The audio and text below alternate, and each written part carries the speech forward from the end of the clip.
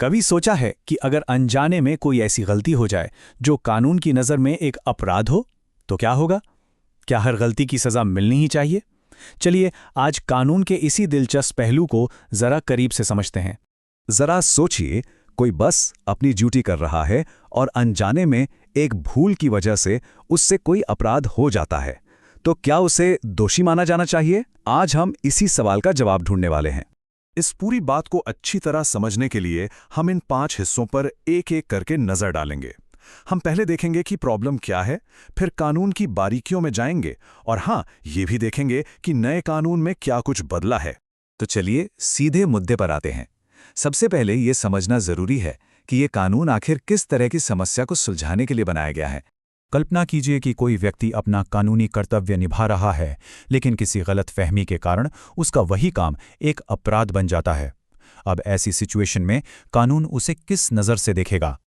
और बस यहीं पर एंट्री होती है भारतीय दंड संहिता यानी आईपीसी की धारा 76 की। ये धारा इस तरह की दुविधा का एक बहुत ही साफ साफ जवाब देती है। मानता हूं, ये कानूनी भाषा थोड़ी मुश्किल लग सकती है, पर चिंता मत कीजिए, हम इसे एकदम आसान शब्दों में समझेंगे। इसका सीधा सा मतलब ये है कि कुछ खास हालात में की गई गलती को अपराध नहीं माना जाता। तो इस धारा के तहत बचाव पाने के लिए ये 3 शर्तें पूरी होनी बहुत जरूरी हैं। पहली, उस व्यक्ति को लगता हो कि वो कानूनन वो काम करने के लिए मजबूर है। दूसरी, ये गलती तथ्य की भूल हो, मतलब फैक्ट्स को लेकर कोई कंफ्यूजन हो। और तीसरी, जो सबसे जरूरी है, ये सब कुछ सद्भावपूर्वक यानी अच्छी नीयत से किया गया हो। चलिए अब आते हैं सबसे जरूरी हिस्से पर। तथ्य की भूल और कानून की भूल के बीच का जो अंतर है ना, उसे समझना इस पूरे टॉपिक की चाबी है। अब देखिए, कानून तथ्य की भूल को तो माफ कर सकता है, लेकिन कानून की भूल को नहीं। पर ऐसा क्यों? क्योंकि ये माना जाता है कि देश के हर नागरिक को अपने देश का कानून पता होना चाहिए। अगर ये कहा जाने लगे कि मुझे तो कानून पता ही नहीं था, तो फिर तो कोई भी अपराधी आसानी से बचकर निकल जाएगा, है ना?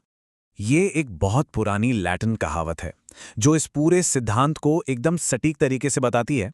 इसका मतलब है, तथ्य की भूल को माफ किया जा सकता है, पर कानून की भूल को नहीं।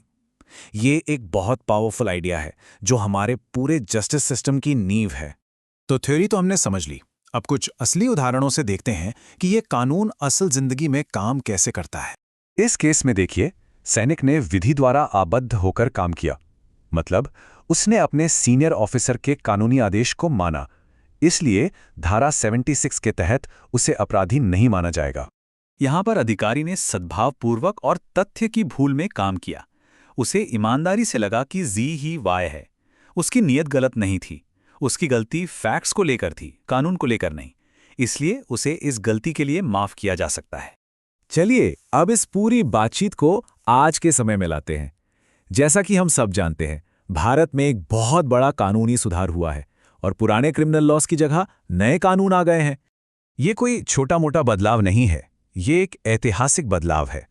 सोचिए, 1860 में बना आईपीसी, जो ब्रिटिश काल का कानून था, अब उसकी जगह भारतीय न्याय संहिता यानी बीएनएस ने ले ली है।